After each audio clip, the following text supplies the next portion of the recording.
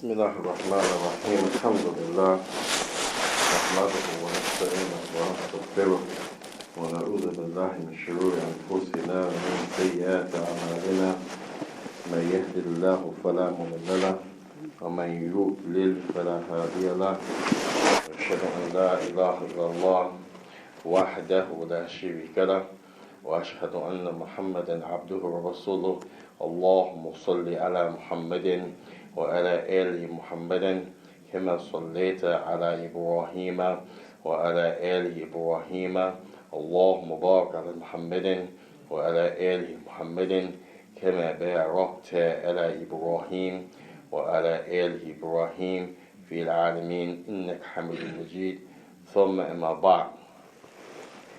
Today inshallah tabarak wa ta'ala we will take بإذن الله تبارك وتعالى سورة التكاثر وكذلك سورة الهمزة إن شاء الله تبارك وتعالى from our Tafseer class of Juz Amma.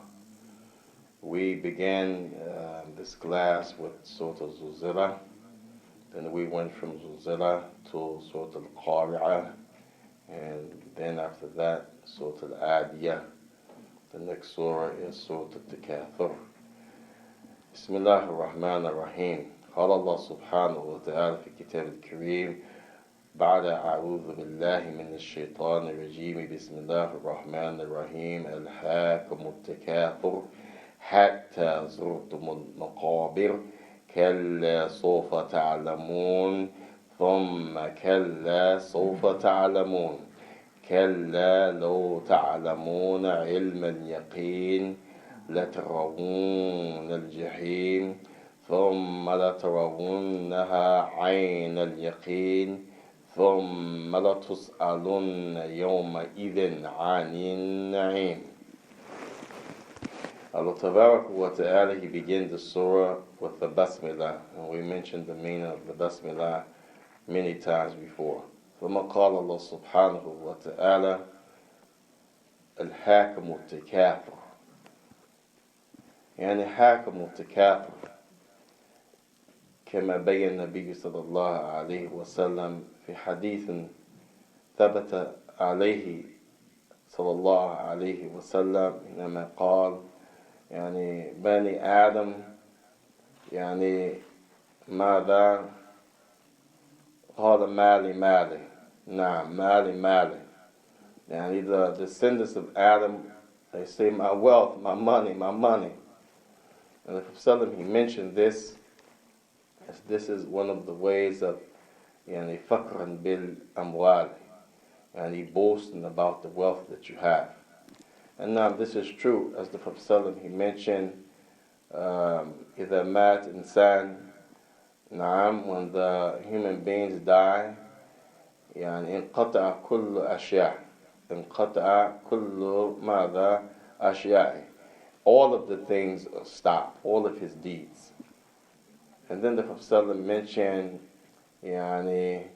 بقي واحدة ورجع اثنين وبقى واحد, أو كما قال, two things stay here in this life, they don't go with him, they follow him to the grave, but two things remain as the dirt goes over that person. One thing stays with him, it's his deeds. So here we see the difference between the issue of the person in this life versus the person in the hereafter. In this life, the people they worry about, أولاد والأموال. They worry about the money and the children. They worry about their tribes, their qaba'il, and their status, nasab. This is the things that they worry about. And the ulama, they said this is indicative to the statement of Allah al-Hakim al-Takaathur. Takaathur قد يكون قبيلة, it could be in the tribe or the clan or the group. وتكاثر قد يكون بأموال, it can be in a person's wealth. وتكاثر ماذا قد يكون بأولاد, it can be in children. anything that you cherish, anything that you love, and you have that thing in multitudes, then this is takaathur. You are boasting about, you're proud, you're happy about that thing. So here Allah subhanahu wa ta'ala, after mentioning Surah Al-Zilzala, then Al-Qari'ah, then Al-Adiyah, then Allah comes back and He keeps that reality in front of us, how we are in this life versus how we will be on the Day of Judgment. Al-Tabarak wa ta'ala mentioned, يعني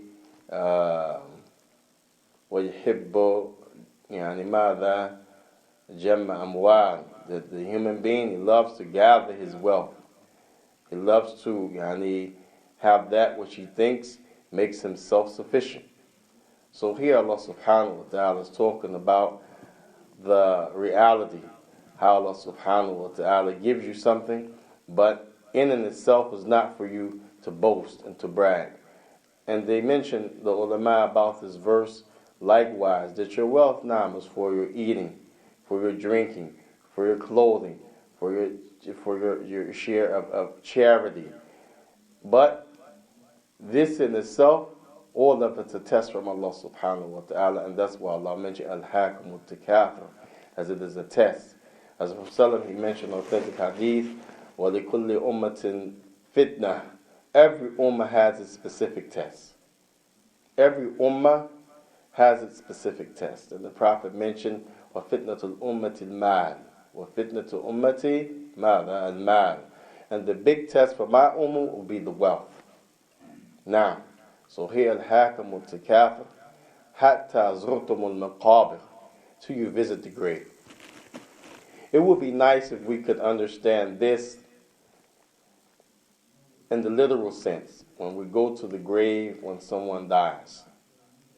That when you go to that grave, you're not worrying about how much wealth, cutting the deal, how much is in the account, I have to make it to a meeting, because this will be beneficial for us in this life.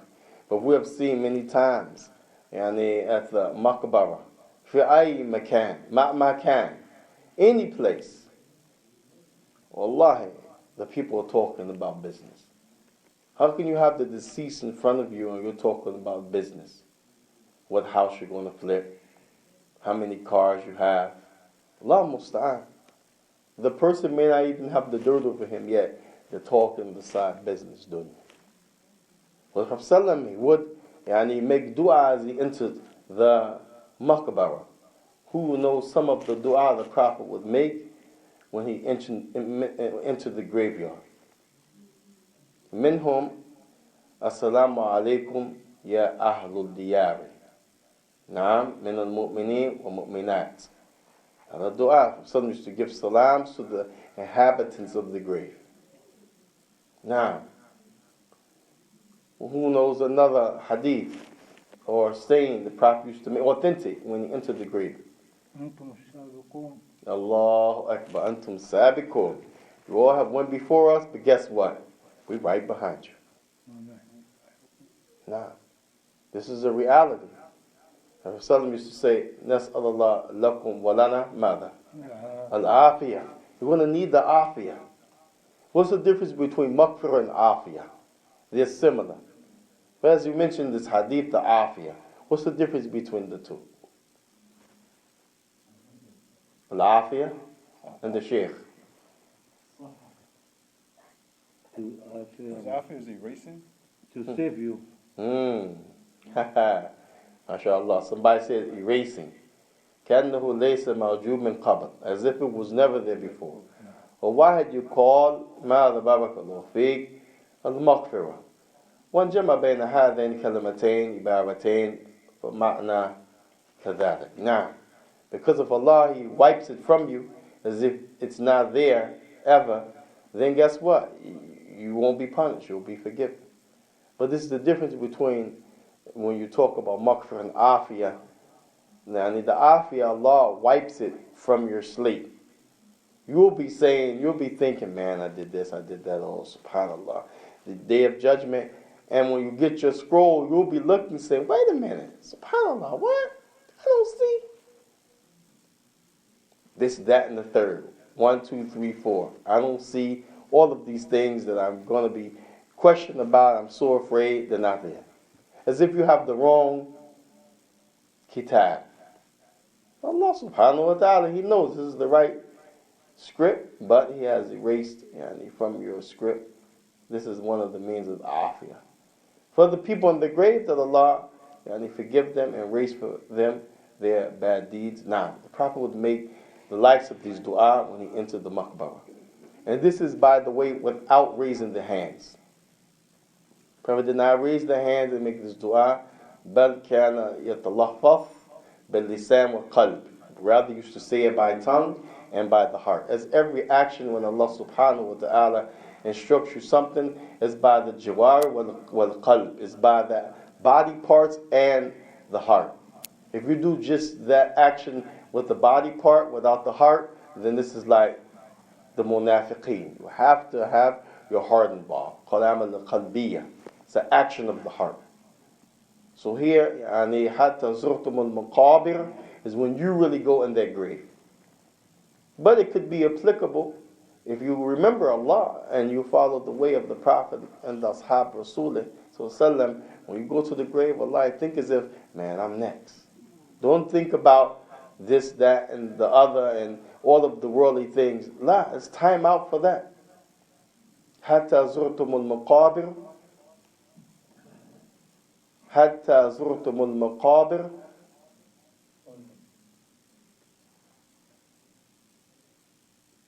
ثم كلا سوف تعلمون ثم تكرر هذا ثم كلا سوف تعلمون. And هنا سوف علامة فعل. علامة الفعل نعم مضارعه. ويقولون العلماء السين أقرب من السوف. والله أعلم. وفيه معنى قريب. To say sofa, سأزوركم أو سأزوركم. Many of the ulama say that sofa is more restricted or generally more restricted or specifically used than the seen, because the seen could mean الآن أو بعد قليل أو في مستقبل من بعيد. أما سوف والله المستعان قد يكون بعد الحين وليس الآن والله أعلم. لكن ثم سوف تعلمون. And Allah mentioned this to emphasize, like, no doubt you will know the reality. Why?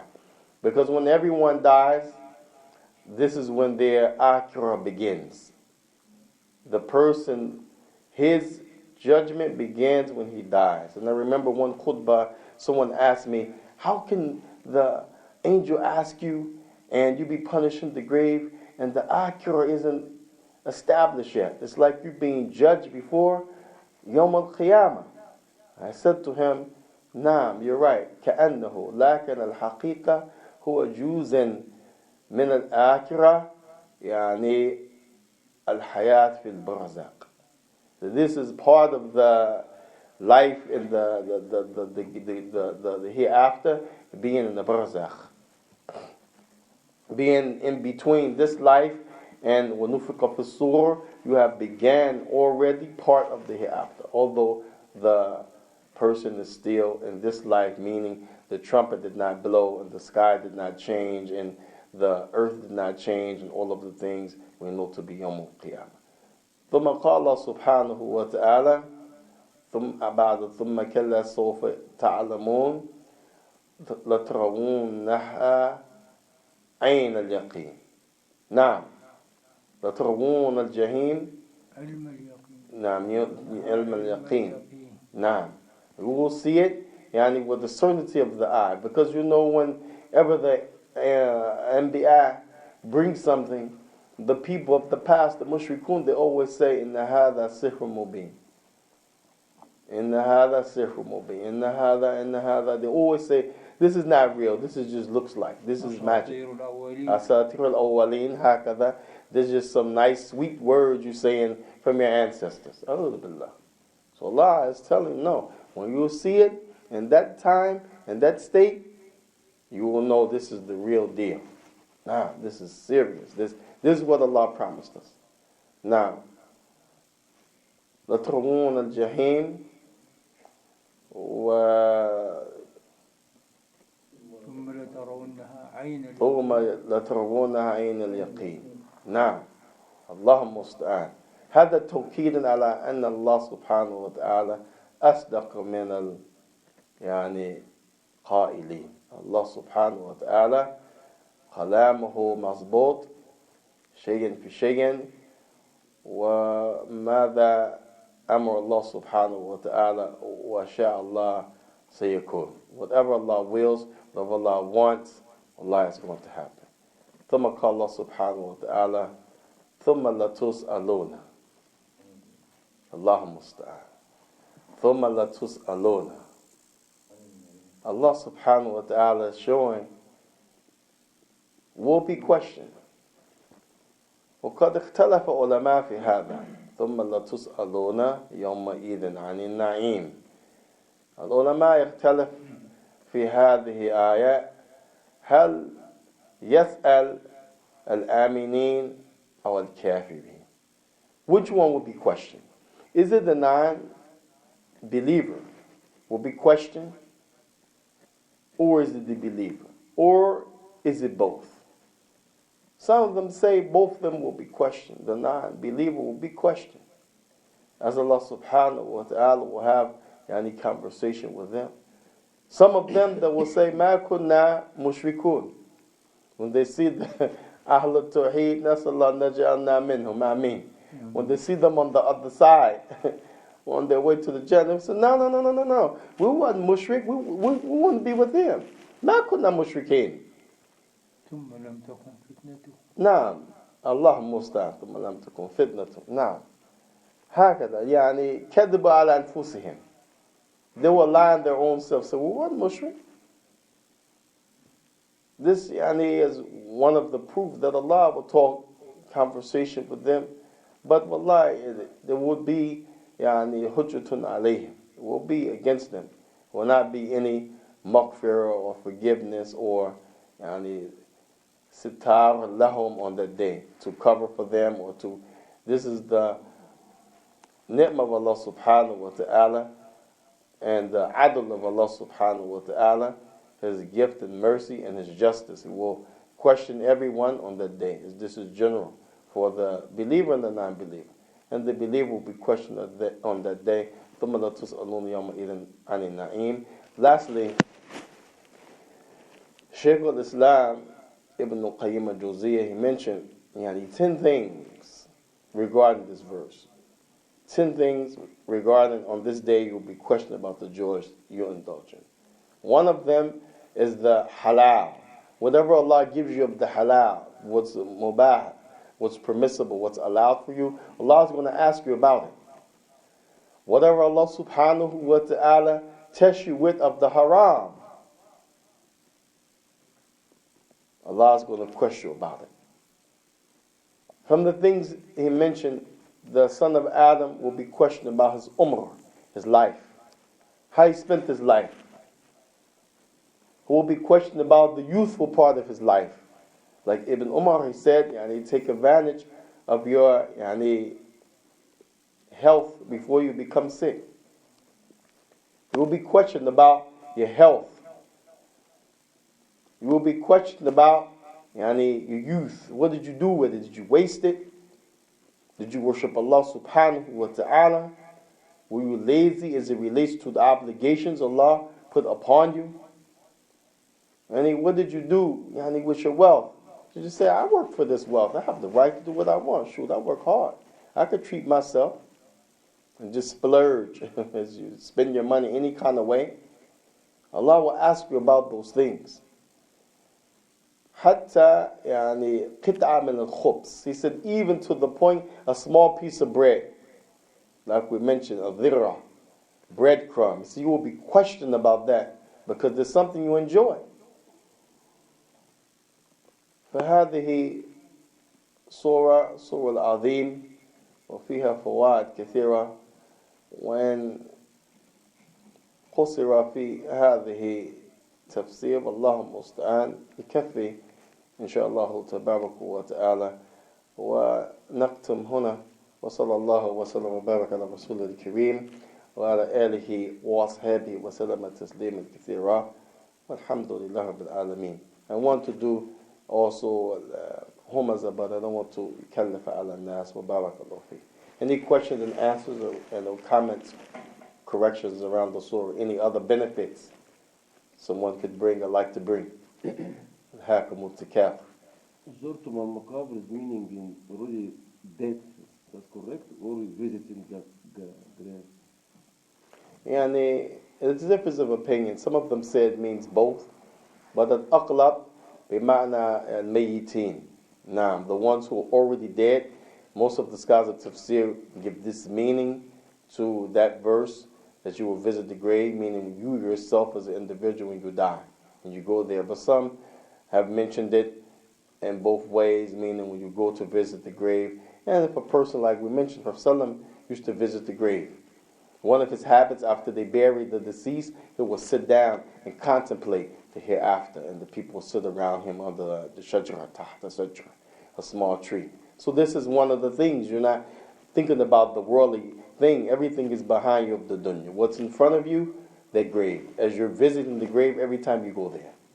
But most of the ulama mention the meaning of this verse, and he is talking about when you die. Wallahu subhanahu wa ta'ala a'lam. جزاكم الله خير.